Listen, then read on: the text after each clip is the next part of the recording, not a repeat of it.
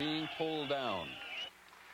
In Moscow, a symbol of the realistic way, Mikhail Gorbachev and Boris Yeltsin will share power.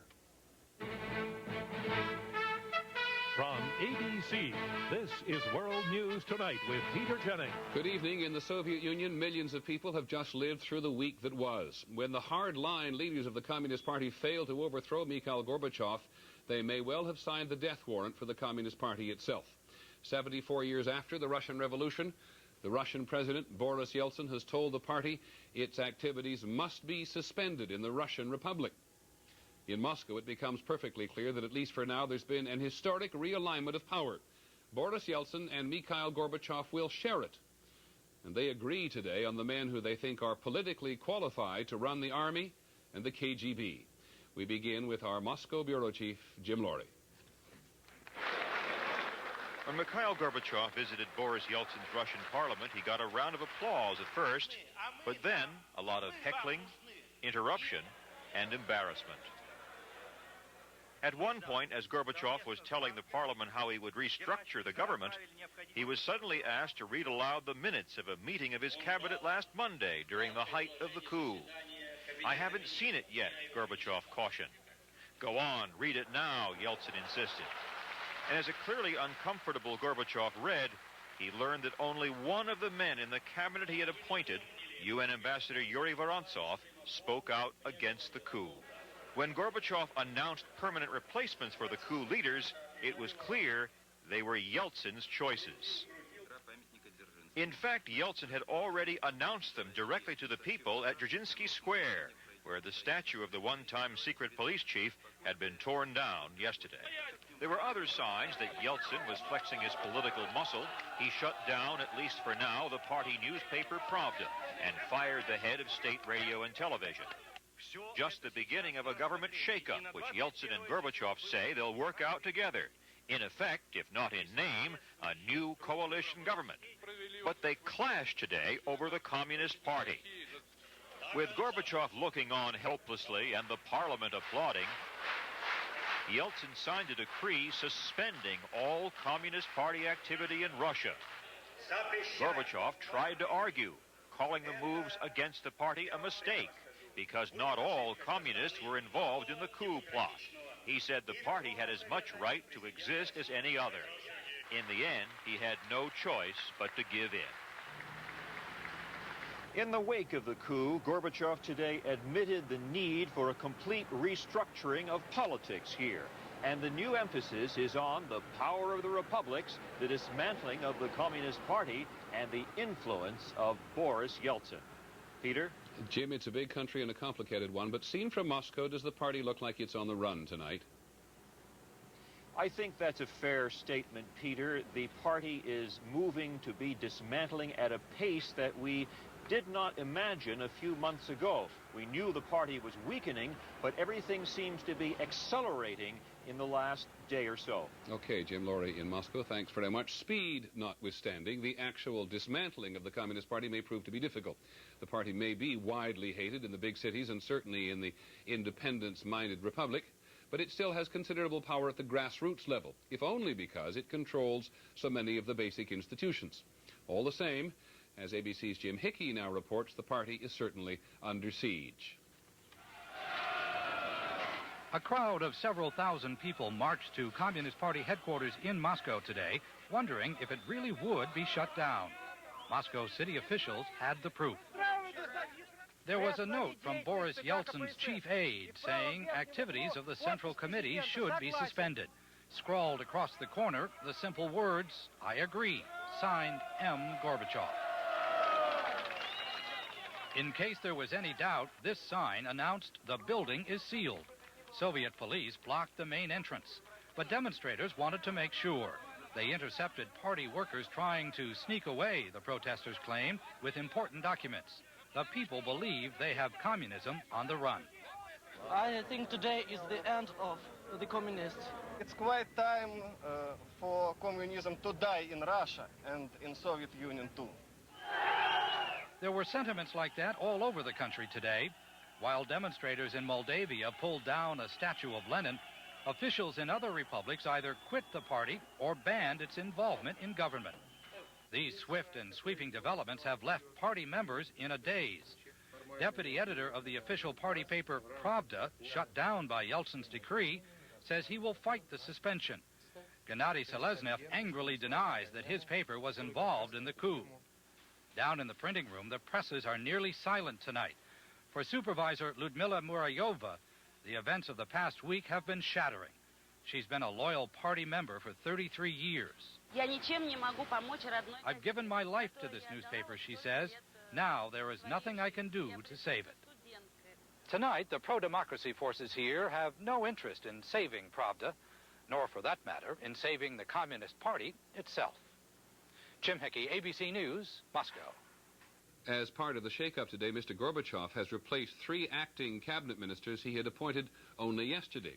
Yevgeny Shaporzhnikov, the new defense minister, he's an Air Force general who opposed the coup and had previously quit the Communist Party. The new interior minister is Viktor Barannikov. He had been Boris Yeltsin's chief of Russian police. And to run the KGB, Vadim Bakatin. One of his first acts was to say that the Communist Party could no longer operate inside the secret police. Mr. Gorbachev also fired his foreign minister, Alexander Bessmertnykh, for the sin of not protesting strongly or loudly enough during the coup. And behind all of Mr. Gorbachev's changes, you can see the hand of Boris Yeltsin. Here's ABC's Ted Koppel. Gorbachev and Yeltsin, Yeltsin and Gorbachev.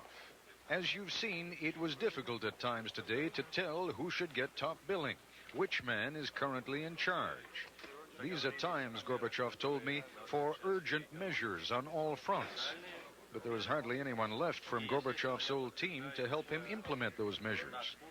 We were present at the Soviet Foreign Ministry this afternoon, just after Alexander Bessmertnykh, the foreign minister, got the word from Gorbachev that he should resign. Bessmertnykh called his wife, informed his deputies, and then told U.S. Secretary of State James Baker. Jim, it's a very important piece of information for me, but I think it will be also for you. I have just resigned, and I wanted you to be the first among the foreign ministers to know about it. It was Gorbachev who fired Bessmertnykh, but under pressure from the Yeltsin camp. The now ex-foreign minister believes that he is the victim of a witch hunt mentality that is sweeping Moscow. So now they ask everyone, where you were for during those 3 days? Were you on the barricades? And if you're not on the barricades, there's something suspicious. Who are you? Bessmertnykh, who pleaded illness, was charged to have been too passive during the 3 days of the coup. And that apparently was enough to cost the Soviet foreign minister his job. We'll have a great deal more on this story tonight on Nightline. Peter? Thank you, Ted Koppel in Moscow. When we come back, the Baltic republics and the sweeping changes for the KGB. This is World News Tonight with Peter Jennings. Brought to you by John Hancock Financial Services. In the 3 Baltic republics, as we've seen in other parts of the country, there were further attacks against the symbols of the Communist Party. But in the Baltics, getting rid of the party is not enough. They are struggling still for full independence. ABC's John Donvan is in the capital of the Baltic Republic of Estonia. They pulled down Lenin's statue today in Tallinn. The same happened in Lithuania's capital. And in Riga, capital of Latvia, they ripped the sign off the front of Communist Party headquarters. The local Communist Party boss in Riga, Alfred Rubiks, was arrested after being named as a supporter of the coup against Mikhail Gorbachev. It is as though people in the Baltic republics who want independence from Moscow have sniffed out the disarray in the Kremlin and are prepared to take advantage of it. A Soviet colonel in Tallinn a few days ago just declared that they would never shoot at peaceful gatherings. So this is a sign of weakness. But at the rallies, the mood was mostly restrained, neither triumphant nor aggressive. People realized that Moscow remains a threat to their drive for independence. Even though there was relief at the departure today of Soviet troops from broadcasting centers they seized in a show of force in the Baltics last January, that relief was tempered by understanding that the Soviet government can use soldiers again whenever it wants to. Tonight, across the Baltics, bonfires were lit and torches carried in ceremonies condemning the Soviet occupation of the Baltics 52 years ago today, the result of a secret deal between Hitler and Stalin. Such ceremonies were illegal before Mikhail Gorbachev came to power. But there is little sympathy here now for Gorbachev, who is still viewed as an obstacle to Baltic independence. Here in Estonia, people are convinced that Gorbachev, along with the rest of the Communist Party, has only been weakened by what happened in Moscow, and that for these people is something to take comfort in. John Donvan, ABC News, Tallinn, Estonia. It is one thing for the Baltic republics to try eliminating the Communist Party. They never wanted it there in the first place. But for the Soviet secret police, the KGB, an organization whose very reason for being has been to protect the party, for the new boss at the KGB to ban the party from operating inside, that is a real shocker. Here's ABC's Rick Inderford. They were chipping away at what was left of Felix Dzerzhinsky's statue today. And across the street at the agency Dzerzhinsky founded, the KGB's power was being chipped away as well. In the past, the party used the secret police as its agent to control Soviet society, with its history of knocks at the door, networks of prisons, purges, and murders. The KGB has tried to spruce up its image in recent years, but removing the agency from party control would go much further, making it an instrument of government policy, not communist ideology.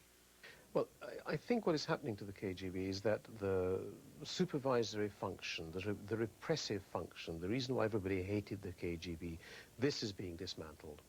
I think it's a first step in the direction of the change of the KGB. It's still far away because this monster of KGB is an enormous institution. The former KGB chairman, Vladimir Khrushchev, today apologized from prison for his role in the attempted coup. Some people think his replacement, reformer Vadim Bakatin, might even eliminate the KGB's internal police function, allowing it to focus exclusively on foreign intelligence. Tonight he talked to ABC News. No one is going to love the KGB. What we have to do is make certain this lawlessness is never repeated, so that everyone can feel secure and know they are not being watched. The secrets of the people were once considered fair game for KGB chairmen. The destruction of Felix Dzerzhinsky's monument should send future KGB chiefs a message. From now on, the Soviet people will be watching them. Rick Inderford, ABC News, Moscow. Stunning times. The changes taking place in Moscow got some preliminary support from President Bush today. As he headed for a vacation round of golf, the president said the changes appear to be coming toward the objectives of U.S. foreign policy, democracy and freedom and self-determination. One note about who was in